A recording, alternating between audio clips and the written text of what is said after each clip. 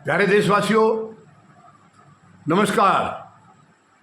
आज मैं आपके साथ संतोष मलिक जी की जो आकलन है कल माननीय सर्वोच्च न्यायालय में जो सुनवाई हुई है एसआईआर की, यानी एसआईआर के खिलाफ जो सुनवाई चल रही है काफ़ी लंबे समय से, कल सुनवाई थी, उसके बारे में संतोष मलिक जी का क्या आकलन है, क्या कहना है चुनाव आयोग के बारे में, माननीय सर्वोच्च न्यायालय के बारे में, वो मैं आपके साथ चर्चा साझा करना चाहूँगा। संतोष मलिक जी का जो आकलन है, संतोष मलिक जी आपके अपने मतदाता जागृति संगठन की राष्ट्रीय अध्यक्षा हैं और काफ़ी गहन चिंतन किया इन्होंने। हालांकि इसमें एक चीज़ ज़रूर देखने में आ रही है, मैं भी खुद और संतोष मलिक जी भी माननीय सर्वोच्च न्यायालय का बेहद सम्मान करते हैं। हम ये भी सोचते हैं कि आज देश अगर थोड़ा बहुत सुरक्षित है तो वो सर्वोच्च न्यायालय की वजह से है। लेकिन ये एसआईआर प्रक्रिया को इतना लंबा खींचा जा रहा है, ये थोड़ा सा समझ से परे है। ये क्लियर कट नज़र आ चुका है माननीय सर्वोच्च न्यायालय को भी, वहाँ धांधली हो रही है, सारे सबूत आए हैं। बीएलओ खुद ही फार्म भर रहे हैं, खुद ही सारी कार्रवाई कर रहे हैं, वोटर से मिल नहीं रही, ये सारी रिपोर्टें आई तो इसको तुरंत खारिज करना चाहिए था। जहाँ तक हमारी पर्सनल ओपिनियन है, संतोष मलिक जी का भी यही कहना है कि एसआईआर को रद्द कर देना चाहिए था। जब धांधली की, देखिए वो सफाई करने की बात कर रहे हैं, चुनाव आयोग कह रहा है कि पहली वोटर लिस्ट में धांधली है, हम उनको साफ कर रहे हैं, और साफ जिसको साफ करने का नाम ले रहे हैं उसमें गंदगी है। भाई जब खुद ही वो फार्म भर रहे हैं, बीएलओ वोटर से मिल नहीं रहे हैं, तो ये सफाई कैसे हुई?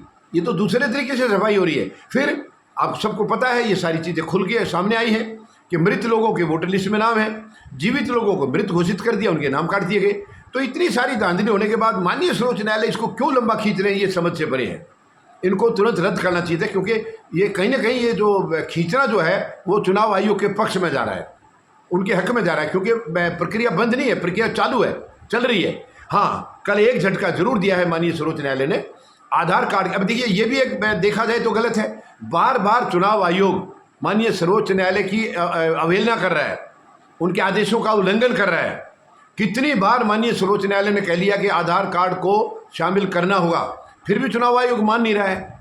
तो इसके ऊपर तो अवमानना का केस होना चाहिए, अवमानना का केस दायर करना चाहिए था चुनाव आयोग के खिलाफ, लेकिन वो नहीं हुआ है। समझ से परे है कि ये बातें इतना, यानी इतनी थोड़ी सी, कहीं माननीय सर्वोच्च न्यायालय थोड़ी सी ढिलाई कुछ देती नजर आ रही, क्यों है पता नहीं, समझ से परे है। मैं कोई दोष नहीं लग रहा, आरोप नहीं लगा रहा हूँ, माननीय सर्वोच्च न्यायालय पर बेहद भरोसा है, बेहद विश्वास है हमें।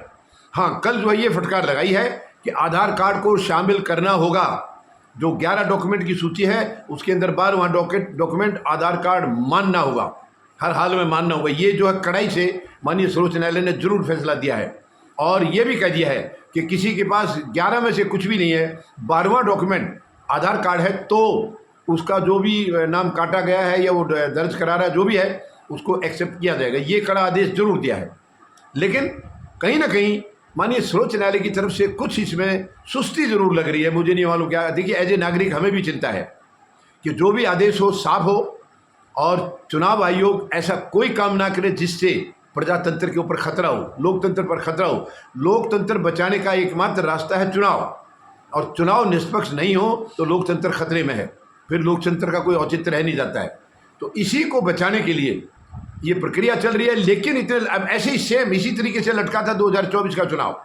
2024 के चुनाव में उस वक्त संजीव खन्ना साहब, जो बाद में सीजीआई बने थे, वो सुनवाई कर रहे थे वीवीपैट की गिनती की, 100% गिनती के लिए अर्जी लगाई हुई थी। लेकिन कई हियरिंग की, लगातार चुनाव भी चलते रहे, हियरिंग चलते रहे, आखिरी में उसको नहीं माना। तो ये कहीं ना कहीं इस किस्म के जो फैसले माननीय सर्वोच्च न्यायालय से आते हैं वो सरकार के या चुनाव आयोग के पक्ष में जाते हैं, और उससे फिर लोकतंत्र के ऊपर एक तलवार तो लटकती है। तो इसको माननीय सर्वोच्च न्यायालय से हम अपील करना चाहेंगे, थोड़ा गंभीरता से लें इसको, बहुत ज़्यादा गंभीरता से लें, क्योंकि ये सरकार साजिश हुई है। सरकार, ये सबको मालूम है। क्या माननीय सर्वोच्च न्यायालय को नहीं मालूम ये सरकार साजिश के तहत चल रही है? जब इतनी सारी वोटर लिस्ट में धांधली हो रही है तो 2024 का चुनाव भी संदेह के घेरे में है। 2024 का लोकसभा का चुनाव संदेह के घेरे में है। क्यों नहीं इसको माननीय सर्वोच्च न्यायालय आदेश कर दे कि इसकी तुरंत एकदम से सारे काम रोक करके सारी वोटों की चेकिंग शुरू करिए, और धांधली जैसे कि कर्नाटका में राहुल गांधी ने दिखाया, अगर ऐसे मिलते हैं तो चुनाव को रद्द किया जाना चाहिए। तो ये सारे काम माननीय सर्वोच्च न्यायालय कर सकते हैं, क्योंकि वो कस्टोडियन है कॉन्स्टिट्यूशन के, संविधान के रक्षक हैं, और केवल वही प्रजातंत्र को बचा सकते हैं। क्योंकि सरकार तो यह है, ये संविधान को मानती नहीं है, ना कोई कानून को मानती है, ये केवल अपने आप को ठीक कहते हैं, ये कहते हैं जो आदेश हम देंगे हम ही सर्वोपरि हैं, तो ये गलत है। तो मैं माननीय सर्वोच्च न्यायालय से अपील करूंगा, मेरी तरफ से भी, मैं श्रीमती संतोष मलिक जी की तरफ से भी, कि कृपया इनको थोड़ी सी कड़ाई से लिया जाए। ये इस किस्म के फैसले ज़्यादा लंबे लटकते हैं तो कहीं ना कहीं सरकार और चुनाव आयोग के पक्ष में जाता हो, उससे हमारा लोकतंत्र और कमज़ोर होगा। उम्मीद है माननीय सर्वोच्च न्यायालय हमारी अपील पर ज़रूर कुछ ना कुछ इस पर सोचेंगे और विचार करेंगे। धन्यवाद। जय जवान, जय किसान, जय हिंद।